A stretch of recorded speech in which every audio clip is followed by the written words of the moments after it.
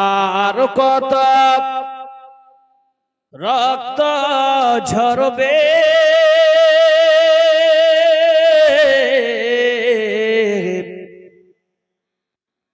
আর কত মানুষ মরবে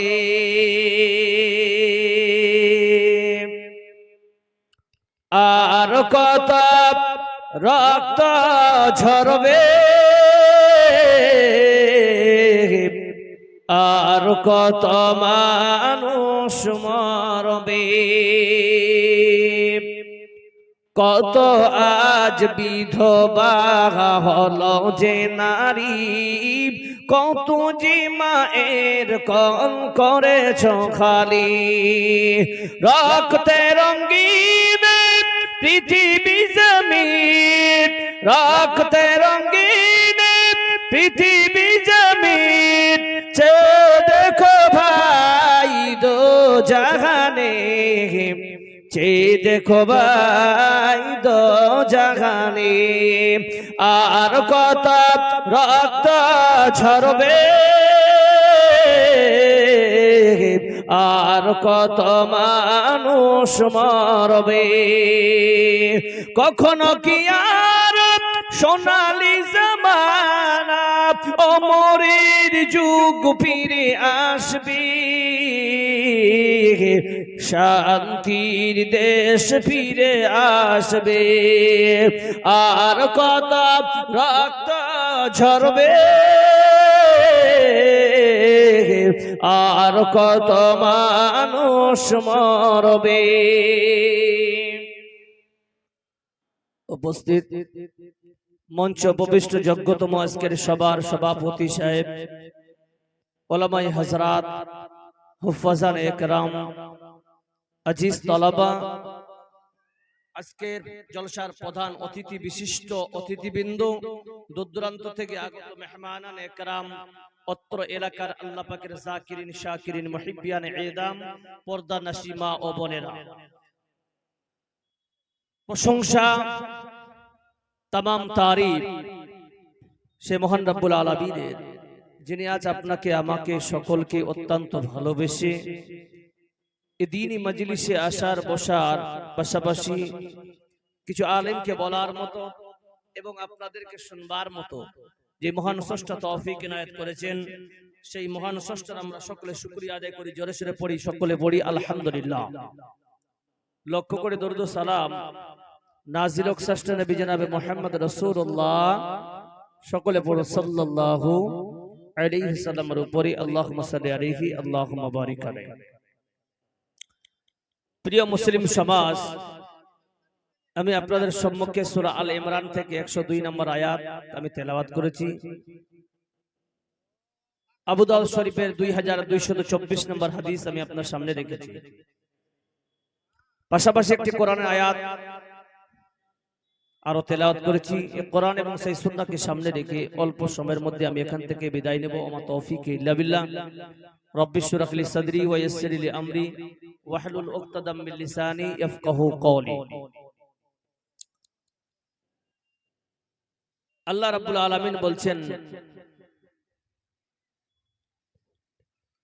হাল ইয়াস্তাবিল লাযীনা ইয়ালামুন ওয়াল লাযীনা লা ইয়ালামুন যারা জ্ঞানী এবং যারা অজ্ঞান দুইজন কি সমান হতে পারে কি ভাই হতে পারে পারে না বেশ জ্ঞানী কাকে বলবেন এই কোরআনের আয়াতে ছোট্ট করে একটু হালকা করে একটু ব্যাখ্যাতে যাব শিক্ষিত আমরা কাকে বলি সাধারণত আগে শুনেন শিক্ষিত আমরা ওকে বলি আপনাদের এলাকায় একজন মাস্টার আছে আছে কিনা মাস্টারকে আমরা সাধারণত শিক্ষিত বলে মনে করি এখানে আমার থেকে অনেক ওলামারা বসে আছেন আলেম ওলামাদেরকে আমরা শিক্ষিত বলে গণ্য করি জি কিন্তু এই শিক্ষিতরা আবার অশিক্ষিত হয়ে যাবে কেমন মনে করেন যে আমাকে দেখতে পাচ্ছেন টুপি পরে আছি জুব্বা পরে আছি আপনারা মনে করেছেন যে মাওলানা ইমদাদ খুব ভালো মানুষ জি না আমার শিক্ষা আছে বটে কিন্তু আমি সমাজের কাছে অশিক্ষিত হতে সময় লাগবে লাগবে লাগবে লাগবে না কেন যদি আপনারা আমার ব্যাপারে জেনে নেন যে এই মৌলানা সাহেব প্রতিদিন তার বাবা মাকে মারে, অত্যাচার করে, আমাকে মৌলবি বলবে? আর বলবে বলবে না। কি বলবে? যে মৌলবি নামে কলঙ্ক। কি ভাই, ঠিক না ভাই? ঠিক। একজন প্রফেসর, একজন মাস্টার, একজন আইএস, একজন আইপিএস, যতই বড় ডিগ্রিধারী মানুষ হোক না কেন, সেই মানুষের ডিগ্রি সমাজের সামনে তখনই ভালো হবে যখন শিক্ষার পাশাপাশি তার চরিত্রও ভালো, কথা বলেন, চরিত্র ভালো হবে। এই চরিত্র শিক্ষার পাশাপাশি ভালো চরিত্র কোন শিক্ষা দিতে পারে? কোন শিক্ষা এমন দিতে পারে যেই শিক্ষা শিখলে তার চরিত্র ভালো হয়? এমন একটা শিক্ষা, সেটা হচ্ছে দ্বীনি তালিম। জোরে বলুন সুবহানাল্লাহ। জি, দ্বীনি তালিম একটা এমন শিক্ষা যে সর্বপ্রথমে আল্লাহ পাক সুবহানাহু ওয়া তাআলা কোরআন যে নাজিল করেছিলেন, সর্বপ্রথমে যে আয়াত নাজিল করা হয়েছিল প্রথমে হচ্ছে ইকরা, পড়ো। সম্বোধন করা হয়েছে পড়ো। কেন? বিইসমি রাব্বিক, সেই রবের নামে পড়ো। আল্লাযী খালাক, যিনি তোমাকে সৃষ্টি করেছেন। বুঝা গেল কি? পৃথিবীর মানুষ যদি শিক্ষা ইলম হাসিল করে উদ্দেশ্য যদি আল্লাহর থাকে, যে আমি যে শিক্ষা অর্জন করতেছি আল্লাহকে, আল্লাহর সন্তুষ্টির উদ্দেশ্যে আমি শিক্ষা অর্জন করতেছি, তাহলে বুঝবেন ওই শিক্ষা লাভবান হবে। বলুন সুবহানাল্লাহ। কেন? সুধী মণ্ডলী, শিক্ষা এমনিতে আসে না।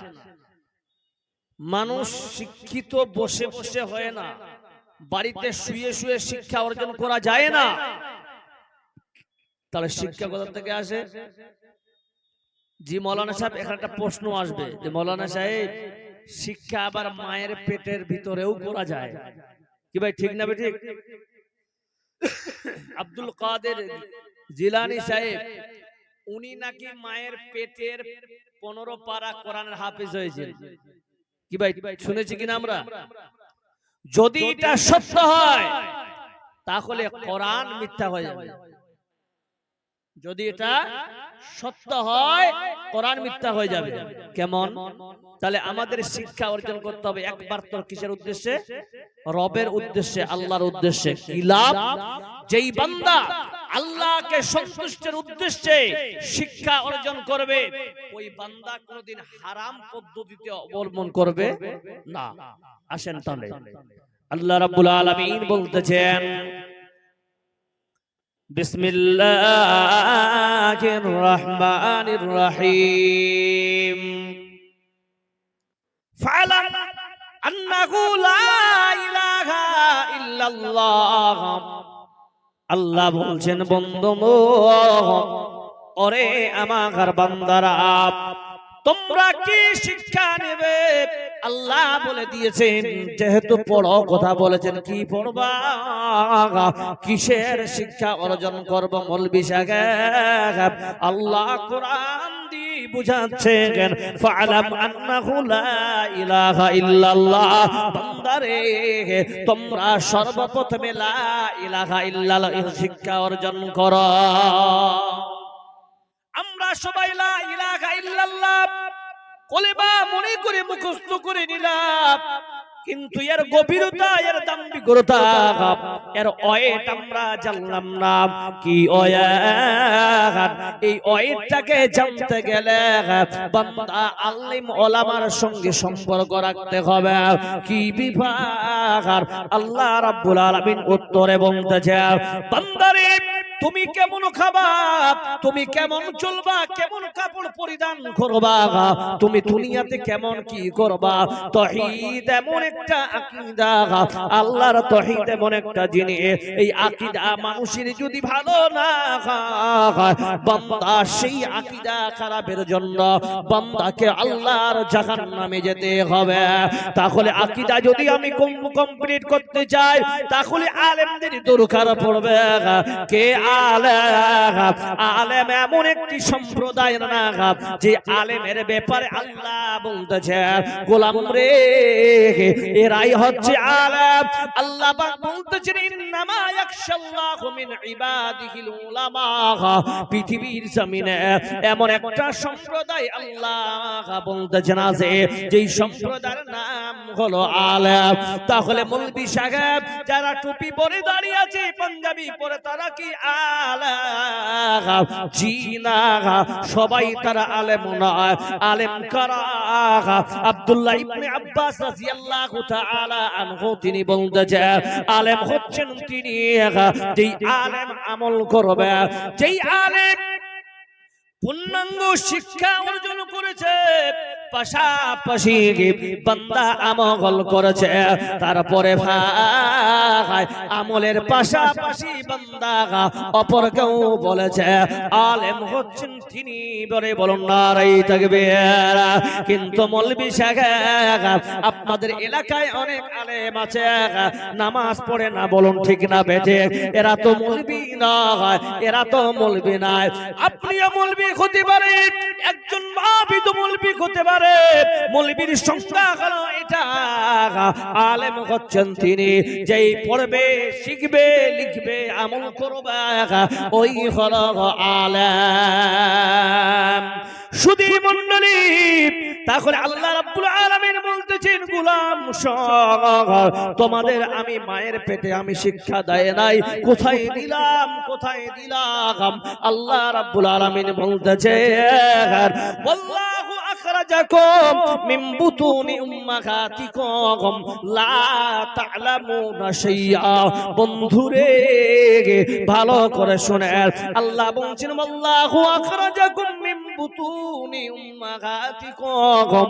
কোন পৃথিবীর জমিনে কোন মানব মায়ের পেট থেকে যখন ভূমিষ্ঠ হয়, কোন বান্দা মায়ের পেট থেকে যখন ভূমিষ্ঠ হয়, আল্লাহ বলতেছেন লা তা'লামুনা শাইআ, ওই বান্দা কিছুই জানে না, কিছুই জানে না। বলে হ্যাঁ ও এলাকাবাসী প্রশ্নের উত্তর নেন। আপনাদের এলাকায় যখন কোনো বাচ্চা জন্ম নেয়, ও মুসলমান জবাব দেন, জন্ম নেওয়ার সঙ্গে সঙ্গে ওই বান্দা কি বলে ওঠে? আব্বা আমাকে খাবার দাও। বলেছে কি? জি বলেছে।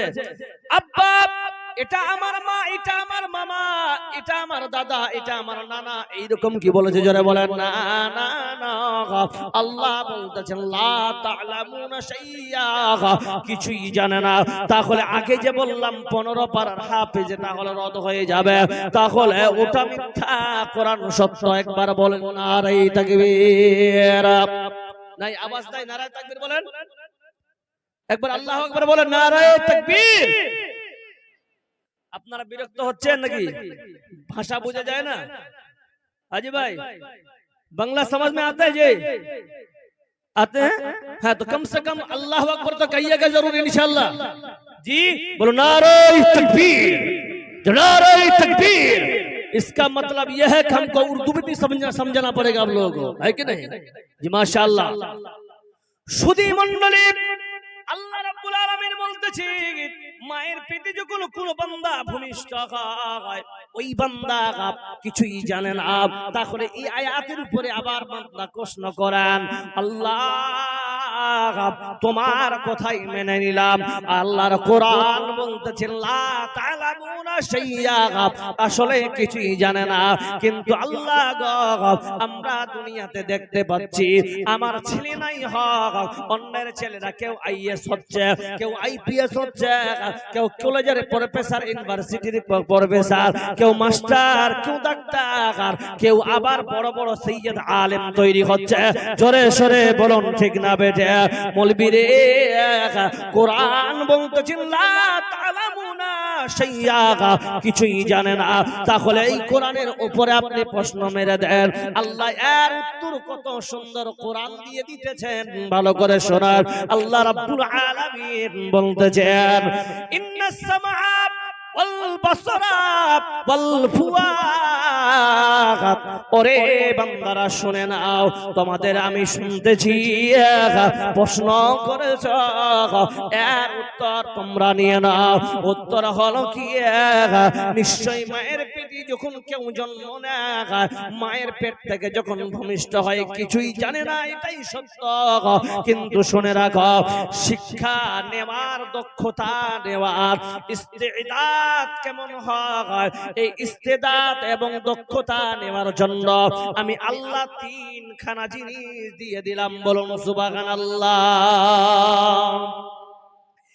এক নম্বরে হলো ইন্নাস সামাআ, কান দিলাম, ওয়াল বাসারা, চক্ষু দিলাম। তিন নম্বর ওয়াল ফুআদ, আমি ব্রেন নামক জিনিস দিলাম। এই তিনটা জিনিস দ্বারা এই বান্দা তোমরা শিক্ষা অর্জন করবে। এবার প্রশ্ন হলো, ও মৌলভী সাহেব, আবার এই আয়াতের উপরে প্রশ্ন করার, ওই জন্য বলছি রে বাবা, কোরআন যতই পড়বে আল্লাহ বলতেছেন আমাকে কেউ যদি বুঝি পড়ে, আমি আল্লাহ তাকে তাফসীর নয় মুফাসসির বানিয়ে দিব। জোরে সরে বলুন সুবহানাল্লাহ। আবার আয়াতকে প্রশ্ন করি, ও আয়াত তুমি বলেছো ইন্নাস সামাআ ওয়াল বাসারা ওয়াল ফুআদ, কেন তুমি কানকে আগে আনলে? কানের এক নাম্বার দরজায় কেন রাখলা? কেন এক নম্বরে কানকে রেখেছো? মুসলমান জবাব দেয়, চক্ষু দ্বারাই শিক্ষা নেওয়া যায় বেশি, না কর্ণের দ্বারা। জোরে বলেন, কিসের দ্বারাই? চক্ষু দিয়ে বেশি করা যায় শিক্ষা অর্জন না কান দিয়ে? বলেন বলেন, চক্ষু দিয়ে না কান দিয়ে? চক্ষু দিয়ে। মাশাআল্লাহ। তাহলে কোরআন ভুল বলেছে। কোরআন বলতেছেন কানকে আমি আগে আল্লাহ। ইন্নাস সামআ, আলেমরা বসে আছেন, সামআ মানে হলো কান। তাহলে এক নম্বরে কান আনার কি কারণ? কারণ হলো কোরআন এমন একটা, কান এমন একটা নিয়ামত। একটু আপনার স্টপ হন, এই আপনার বাম পাশে জেনারেটর চলতেছে, আপনি বুঝতে পাচ্ছেন কিনা? জোরে বলেন। আবার একটু স্টপ হন, এই দিকে কিসের জন্য গোনা ঘাসা চলছে? কি ভাই, ঠিক না ভাই? ঠিক। আপনি যদি আর একটু দাঁড়ান, পিছনে কি হয় বুঝতে পারবেন। সামনে অটোমেটিকলি আমি আপনার সামনে কথা বলতেছি। কান এমন একটা আল্লাহর নিয়ামত, চতুর্দিকের ইলম, চতুর্দিকের শিক্ষা কান আপনার মেমোরিতে ঢুকায়। জোরে বলুন নারে তাকবীর। এই জন্য আল্লাহ সর্বপ্রথমে কানকে নিয়ে এসেছেন। ওয়াল বাসারা, আল্লাহ বলছেন চক্ষুকে দুই নম্বরে আল্লাহ, কারণ হলো কান ভুল শুনতে পারে, কান ভুল শুনতে পারে, আবার সত্য শুনতে পারে। আল্লাহ রাব্বুল আলামিন বলতেছে বান্দা কানের কথা হয়ে গেল, তাহলে চক্ষু যে দুই নম্বরে দিলাম, এই চক্ষুর কাম কি হবে শুনে নাও। আল্লাহ রাব্বুল আলামিন সূরা ইউসুফের 106 নম্বর আয়াতে বলতেছে, কুল হাযিহি সাবিলি আদউ ইলাল্লাহি আলা বাসীরাতি আনা ওয়া মান ইত্তাবাআনি। আল্লাহ ক্লিয়ার বলতেছে, সূরা ইউসুফ দিয়ে বুঝিয়ে দিয়েছে, কান সব দিলাম, এই চক্ষুর কাম হবে।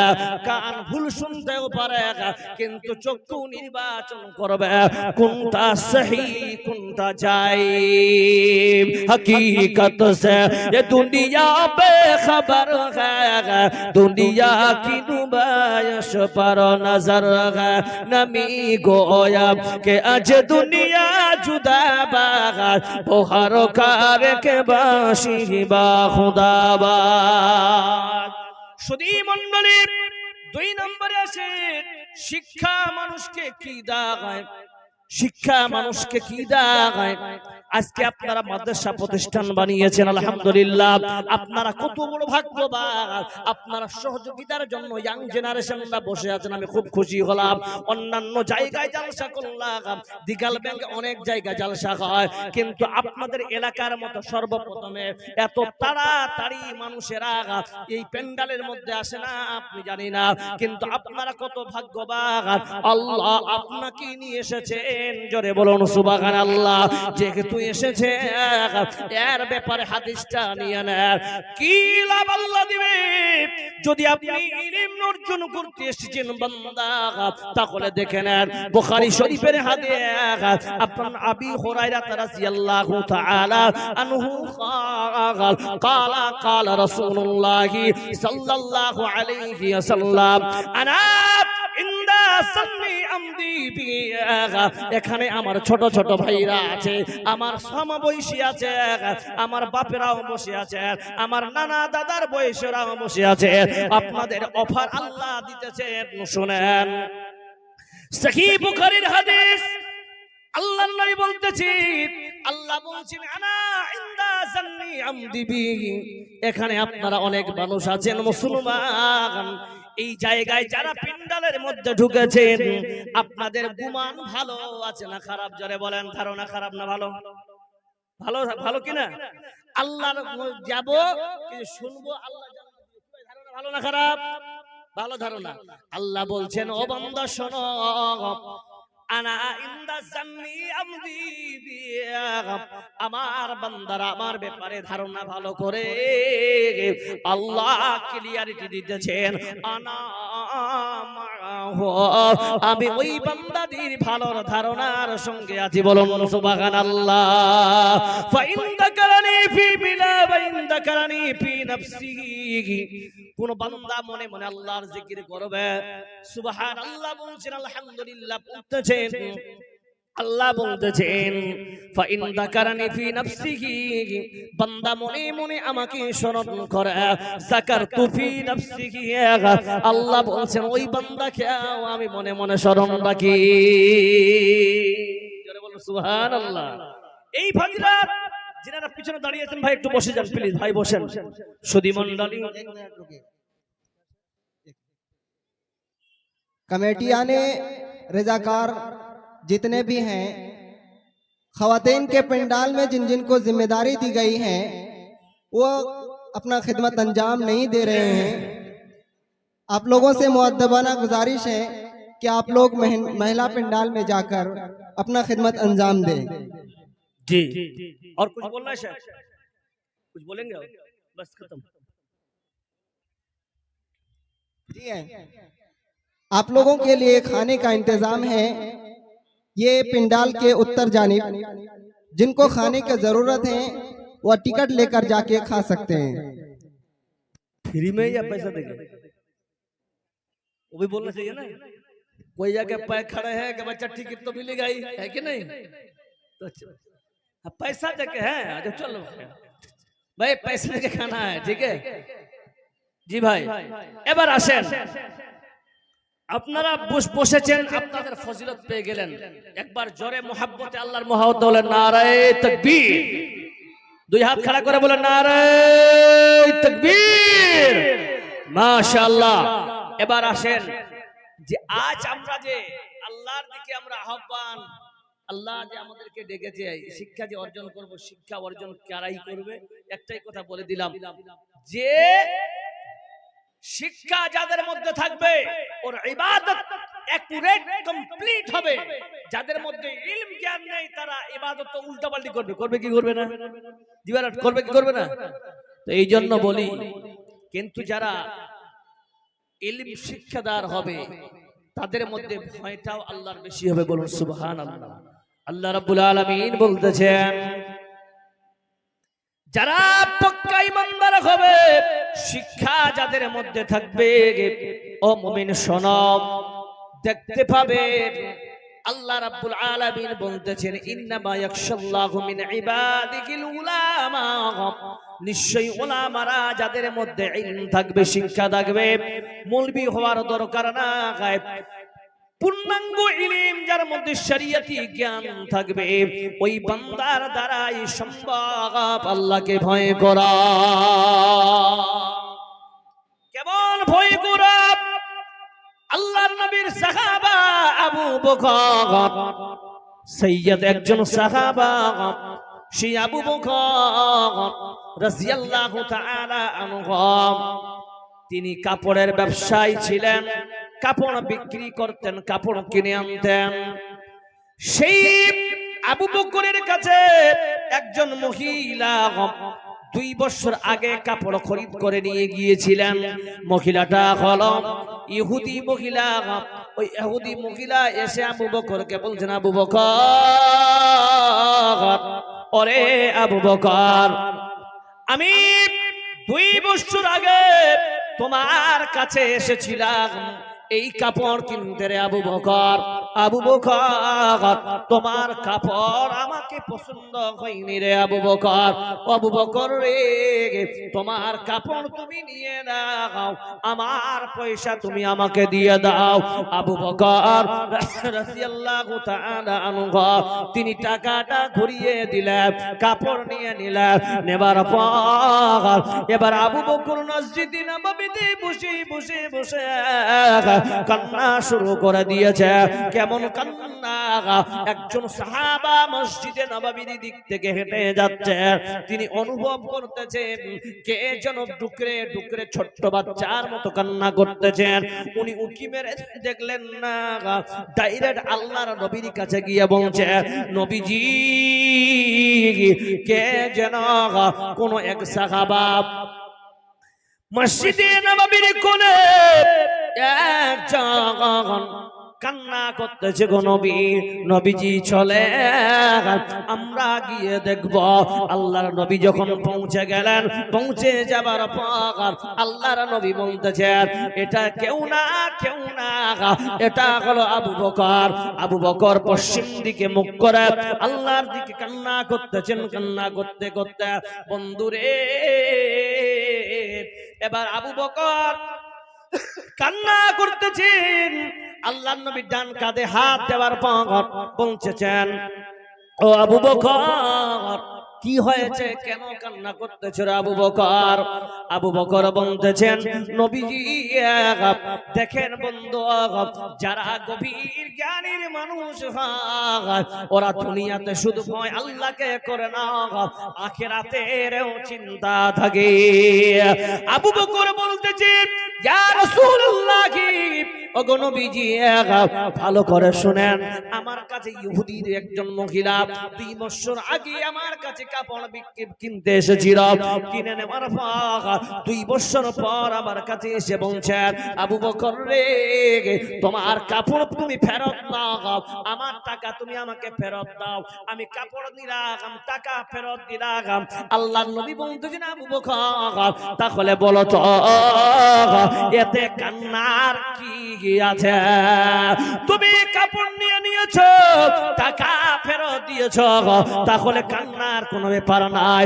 এবার আবু বকর বলতেছে, নবীজি, কাল কিয়ামতের দিন আল্লাহ যখন মিজানে আমাকে ডাকবে, আবু বকর রে, আয় আয় আয় আমার কাছে আসো। আমি যখন আল্লাহর মিজানের সামনে যাব, ওই সময় আল্লাহ তাআলা যদি আবু বকর মনে করে আমাকে ডাকে, আবু বকর রে, তাহলে শুনে নাও, দুনিয়ার জিন্দেগিতে ও আবু বকর, তুমি যা আমল করেছো, তোমার আমল আমার পছন্দ হয়নি। যেমন ইহুদি মহিলা 2 বছর কাপড় রাখার পর আমাকে বলতেছিল, ও আবু বকর, কাপড় পছন্দ হয়নি। আল্লাহ যদি বলে আমাকে, আবু বকর, তোমার আমল আমার পছন্দ হয়নি, ওগো নবীজি, তাহলে কিয়ামতের দিন আমি আবু বকর আমার থেকে বড় অসহায় আর কেউ হবে না। এই জন্য কান্না করতেছিলাম নবী গো। জোরে একবার বলা যাবে নারায়ে তাকবীর।